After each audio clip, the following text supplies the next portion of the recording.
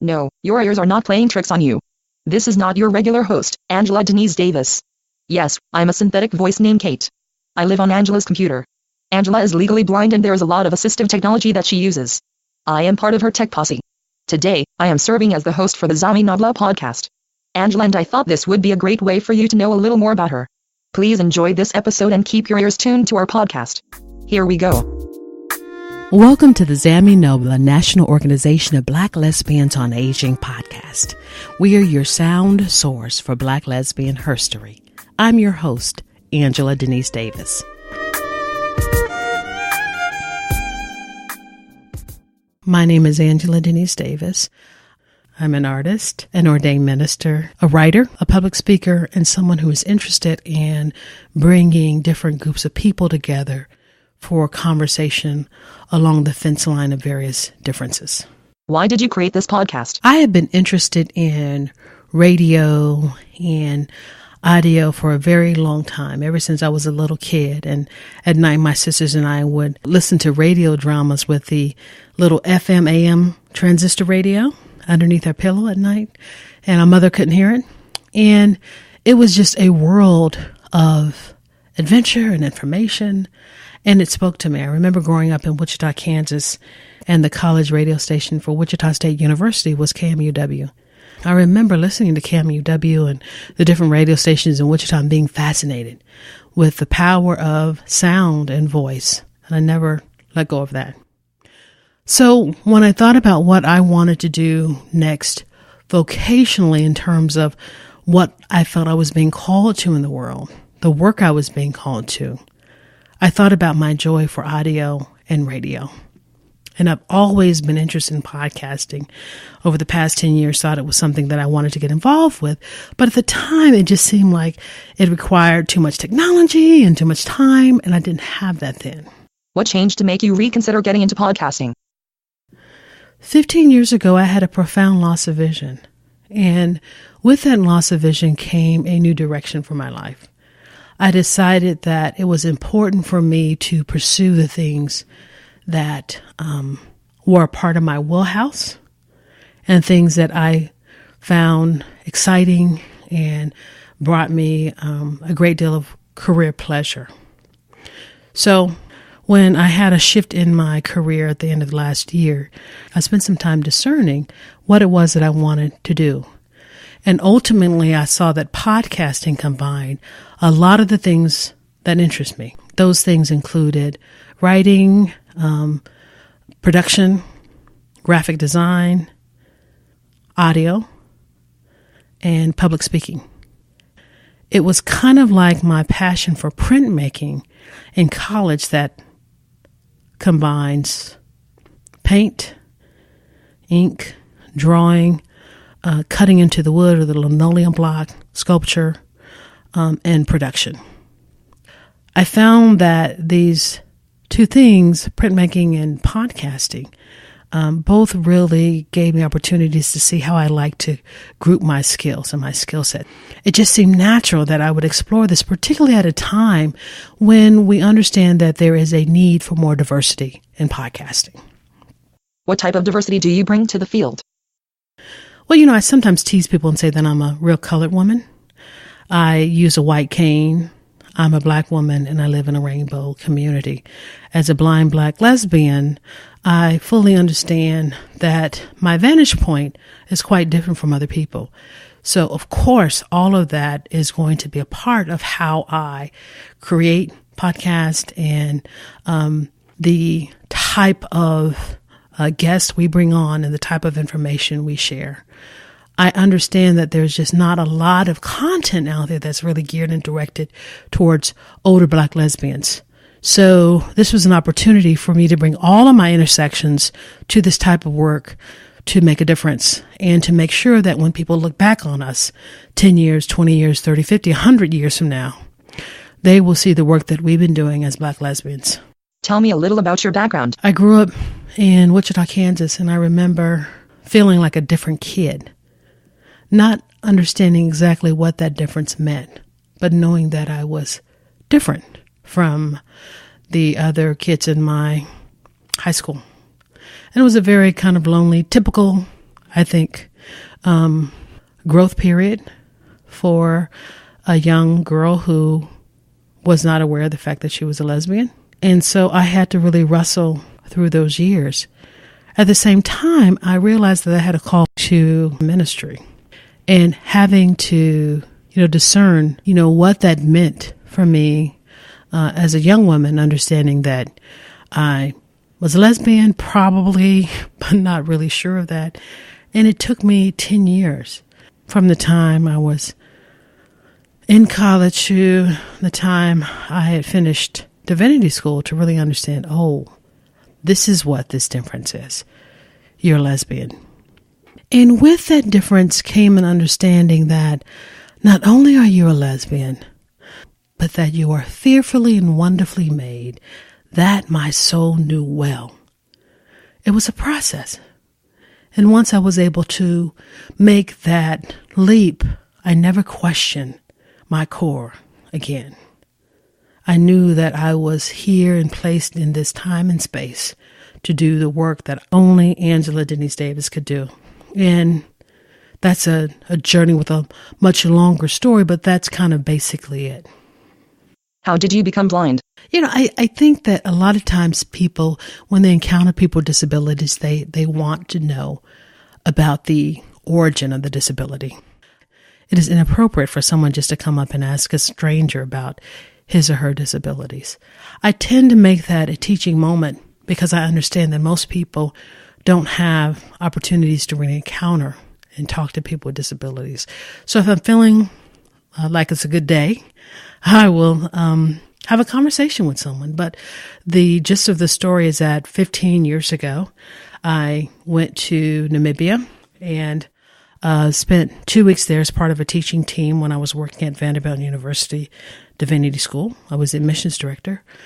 And I came back, and within 3 months, I had a loss of vision in my left eye. Within another 3 months, I was legally blind. It was a journey that opened a door for me. And I walked through that threshold, understanding that my life was going to be very different.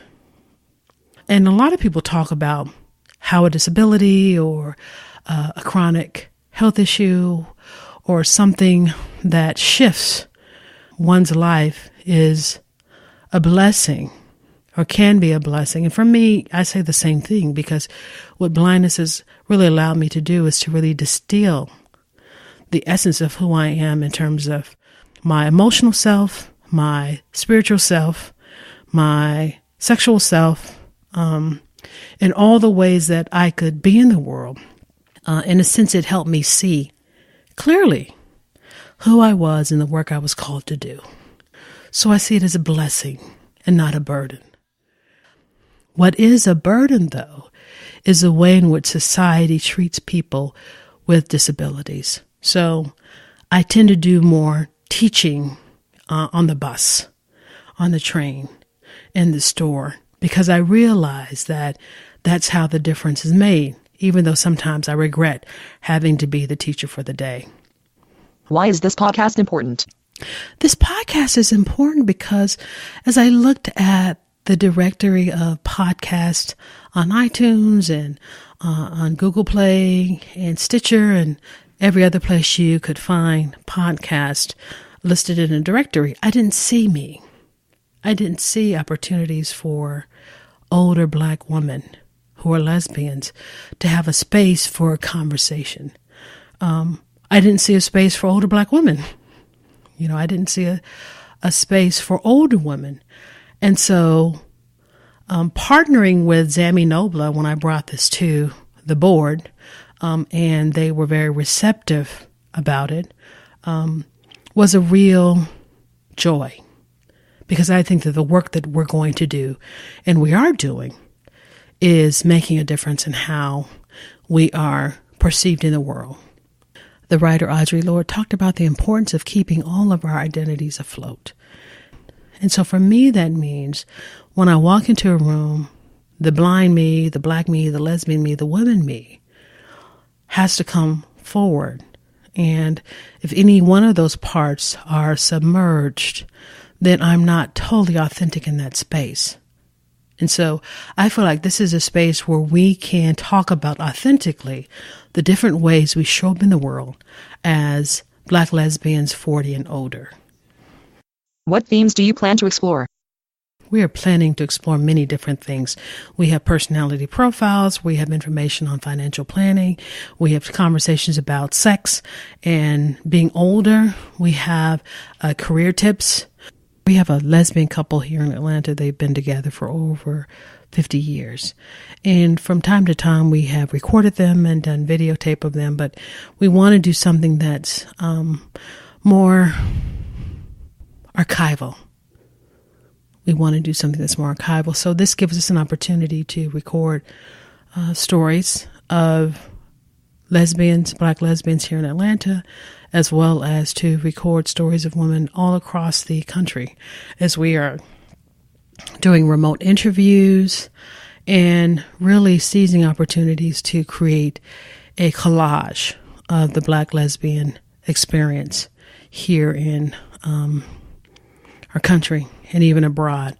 We have groups of lesbians who are connected to our Facebook group who are in Brazil, some lesbians who are in South Africa. So we have a really wide net of opportunity that we're working with. Tell me about some of the things you've learned so far. I think for me, the highlight has been finding a place where I can do the work that I've been called to do. As a minister, I have a very broad reach. I preach basically within Unitarian Universalist circles and within the Unity Fellowship movement and with other similar like-minded spiritual communities. And having an opportunity to explore some issues of spirituality and sexual identity is very important. You know, being a blind woman and being able to talk to people about how they experience their lives as Black lesbians with disabilities is very important. Being in conversation with women who are doing these great creative artistic things, that's very important. Talking about issues of mental health and things that are very specific to our community is very important to me. So I think the highlight for me is just the fact that I found a place to do the work I feel like I've been called to do in the world. And that feels great.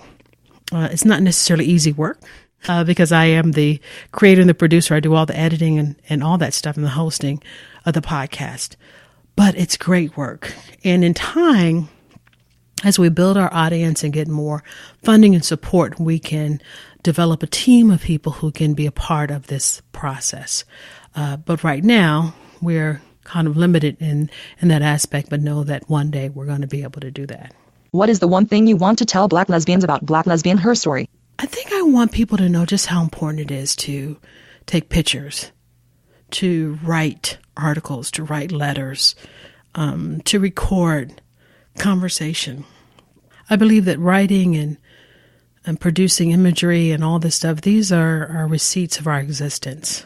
And if we're able to create these items that have some archival purpose, then we're writing our own story, our present and our future. So I'm excited about also helping other Black lesbians find out the technology and the method of doing the type of work that I'm doing, because I believe that the more we can collect these stories and archive them, the larger we can make our presence known in the present and in the future. So I'm really excited that there are women who are excited about the podcast and who want to participate. And I'm always interested in hearing from women who want to share their stories. So I look forward to getting emails from women. You can send it to my podcast at ZAMINOBLA.org email, and we can have a conversation about how we can share stories and just what the larger sense of our being a sound source for Black lesbian history, what that means to us. And that's really a communal thing. What is the takeaway for listeners today? I think I want to leave the listening audience with the idea of making it happen for ourselves. If there's something that you want to do and you feel called to do in the world, now is your time to do it. Not tomorrow, and it wasn't yesterday, it's now. And so we have to build coalition and community around doing the work that we want to do, and know that the work we're called to do can make a difference in the world. So instead of waiting for tomorrow for things to be perfect, do what you need to do today in order for the job to get done. Sometimes done is better than perfect. And so that's what I think it's important. And that's what I think ultimately this podcast is about, is going out and doing what needs to be done, because it's so easy when you create a podcast to wait until you get the perfect mic, the perfect recorder, the perfect mixer, the perfect editing software. And I really discovered that perfection is not the goal. It's really about getting it done and getting what you need to do the job. So I think that's the takeaway. Do what you need to do in the world. Get the job done. And you'll discover that you can make a difference. Because you are the difference. No one is going to do the work for us. No one is going to do the work of recording the stories and narrative of older Black women who are lesbian, except older Black lesbians. And that's what we're doing.